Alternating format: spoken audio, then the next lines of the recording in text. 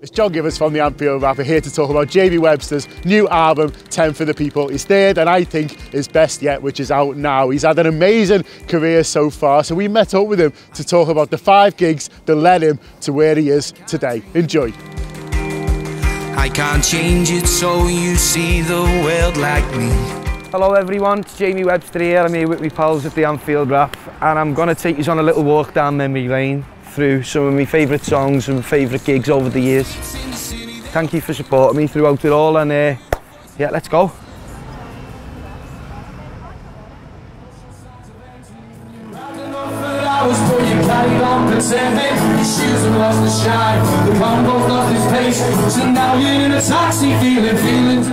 I honestly never ever thought I'd get to the point of selling out, even a venue like this, with the promise of not playing Liverpool songs and just playing my own tunes. And what's blown me away is the fact that how much I've been championed by the people, particularly obviously in Liverpool. That's where it started for me, and that's where it grew from.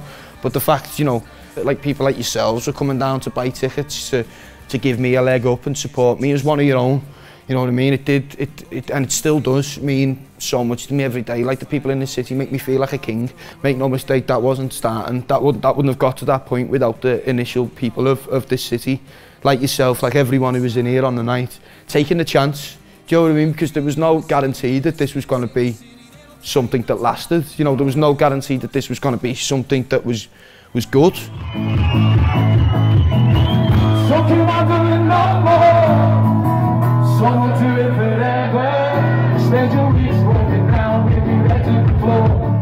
And I looked out to this room, and granted a lot of it was friends and family that night, you know what I mean? Because that's how it starts, of course. Yeah. But I thought, I'm one of the luckiest people ever to be doing this. I remember talking to people around me, a few of the lads involved in Boss Night and that at the time, and we were saying, I reckon you could sell 200 tickets in town. Do you know what I mean? I reckon you could do it. I really reckon if we nailed the promotion night, we could really do it with you doing your own stuff, no Liverpool stuff.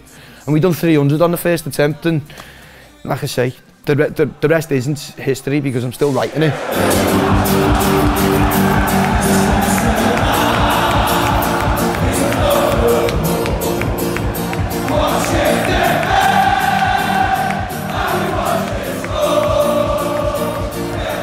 The excitement was obviously so big, and we knew, because obviously we were in talks with the club how big the stage was going to be.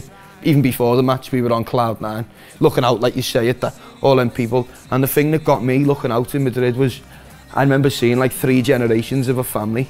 I turned round and I seen my mum, my dad, and my brother, and my fiance on stage. And then I turned round and looked at the crowd, and I seen exactly the same thing, but not my family, other families. And the great thing was, obviously, my family are looking, tears in their eyes, proud of the son on stage. And this family, I remember them all, and they had their arms around each other, and they just had tears in their eyes, and they could have been my family.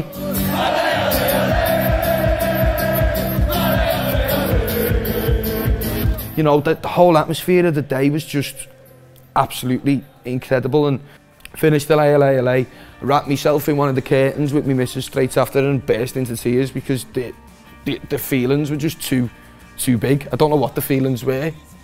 They were all good ones, but they just reduced me to tears.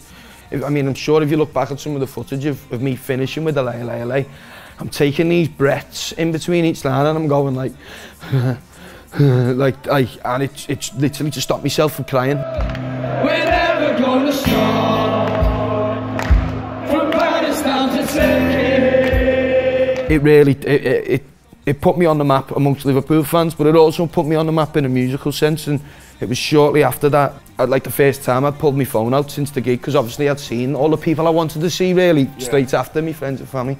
And I had a message from Dave Pitch, who's obviously the head of my record label now and me manager. And it was just, that was incredible. Let's make a record. And I'd been offered a record deal in principle just from that show. It happened so naturally. I didn't know that I was going to get offered. I didn't know that any record label I was even on their radar because of where I'd come from, and was able to move into the next chapter of my life that I'd always wanted to move into.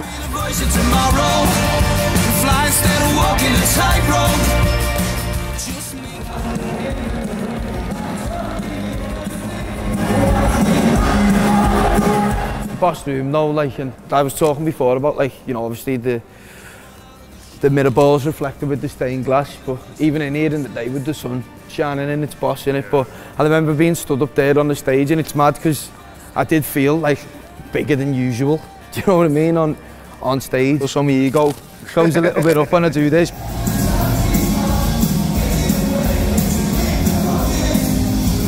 When the Albert Hall got put forward by the agent and the promoter, I must admit I was a bit, well, that's a prestigious venue in Manchester. Is it a bit out of my league, you know?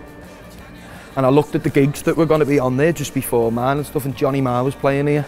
And the gig sold really quickly, and we come here and the venue was just beautiful, and like I say, the crowd was just amazing. There was people full to the rafters. I remember seeing people from Liverpool who I knew up on the balcony here alongside my family. And you know, seeing people that I completely did not know. There was lads in Man United tops, there was lads in Man City tops, do you know what I mean? But they were all beating the chest with their arms wide on their mate's shoulders, just like it would be in Liverpool, with Liverpool and now Everton tops as well. If you're talking football, you know, Liverpool every single day of the week, all the way through, you know, that's who I am. But, you know, if you're talking about life, obviously we can all appreciate being Liverpool fans, but I'm sure everyone watching can appreciate as well. There are bigger things in life, do you know what I mean? Like family, for one, being healthy, being able to actually get through a working day. It's situational, do you know what I mean? And that's what the message is.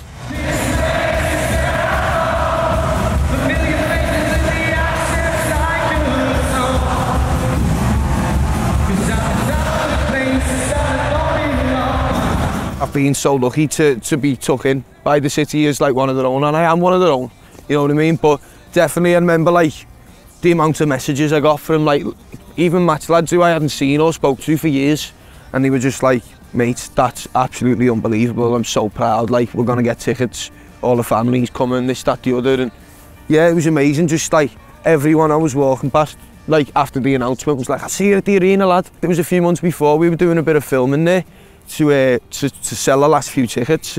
I walked around it and I was like, oh God, like all these people are going to be here for me. And it was a surreal moment because I went to my first ever gig there with my mum to watch Snow Patrol. You know what I mean? I must have been about 9 or 10, and like it had only just opened, and like never in a million years did I ever contemplate that I'd be on the other side of the stage, like, you know, performing to my mum.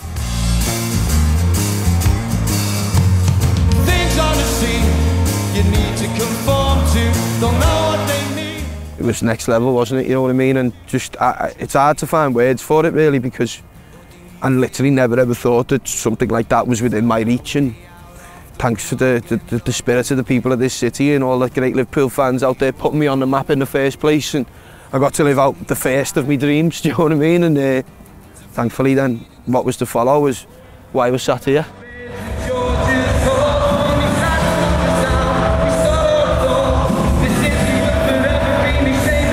We put the first one on sale right after the arena with the hype from it, and see what happens. If it sells out within enough time, we'll open the second one up.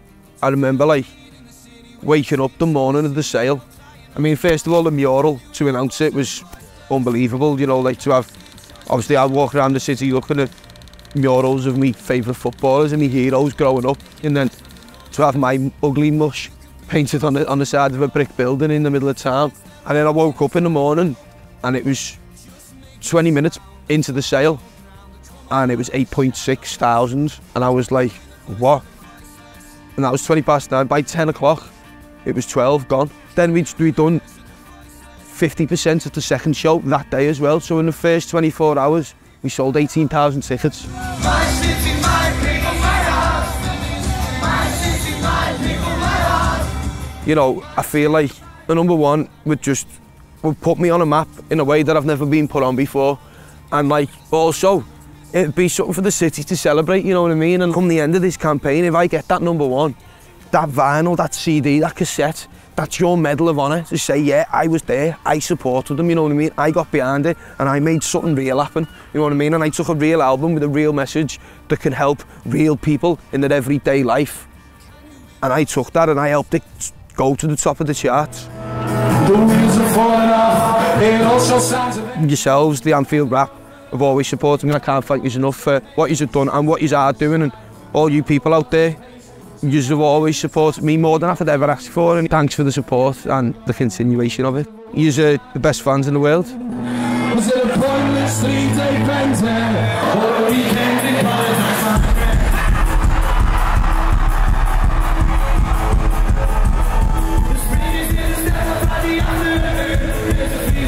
10 for the People is out now. We've all been part of this journey to get Jamie to where he is today, and we just need to do a little bit more. He's one of us, isn't he? We all want to get him to #1. So download the album this week, enjoy it, you won't regret it.